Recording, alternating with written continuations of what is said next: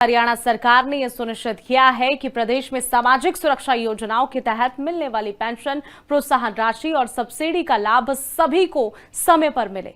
मुख्यमंत्री नायब सिंह सैनी ने 18 जन कल्याणकारी योजनाओं के तहत 56,34,000 लाभार्थियों के खाते में 1,431 करोड़ रुपए ट्रांसफर कर दिए हैं। लाडो लक्ष्मी योजना की चौथी किस्त भी उसके तहत भी 9,22,452 महिलाओं के खातों में 193 करोड़ रुपए भेजे जा चुके हैं। हमारी ये रिपोर्ट देखिए।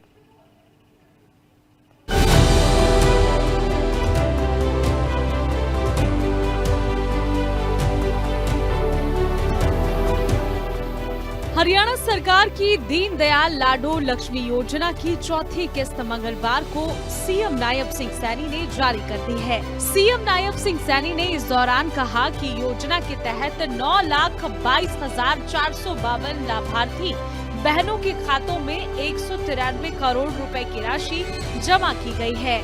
अब तक 4 किस्तों में जारी हुई है राशि। 634 करोड़ रुपए की राशि सरकार ने जारी की है। वृद्धावस्था, विधवा, दिव्यांग और अन्य सामाजिक सुरक्षा पेंशन भी जारी की गई।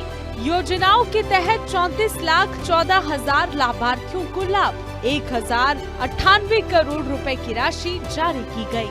पेंशन से संबंधित समस्याएं और आय आधारित पात्रता से जुड़ी शिकायतों के निष्पक्ष निपटान के लिए जिलों के एडीसी को निर्देश जारी कर दिए गए हैं। सीएम नायब सिंह सैनी ने चंडीगढ़ में पत्रकारों के सवालों के जवाब में बताया कि हर घर हर ग्रामीण योजना के तहत 12,62,000 बहनों के बैंक खातों में नवंबर और दिसंबर महीने की सब्सिडी डाली गई है। स्पष्ट करना चाहता हूं कि वृद्धावस्था पेंशन पर आय सीमा हमने नहीं लगाई है। मैं ये स्पष्ट कर रहा हूं, ये आय सीमा जो लगी है ये हमने नहीं लगाई।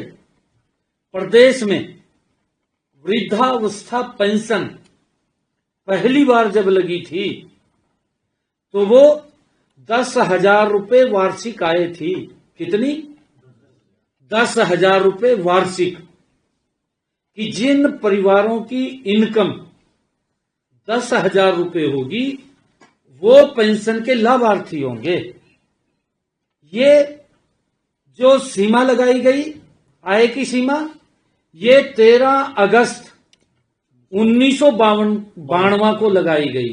13 अगस्त 1952 को ये आय सीमा लगाई गई कि 10,000 रुपए से ज्यादा इनकम अगर किसी की होगी तो उसको हम पेंशन नहीं देंगे। ये आप देख लीजिए, उस समय प्रदेश में कांग्रेस की सरकार थी।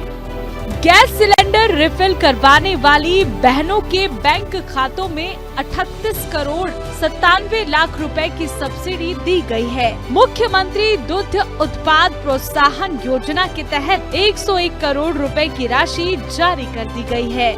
विभिन्न 18 जन कल्याणकारी योजनाओं के तहत प्रदेश के 56,34,000 लाभार्थियों के बैंक खातों में 1,431 करोड़ रुपए जमा करवाए गए हैं। अनुदान राशि भी दोगुनी कर दी गई है।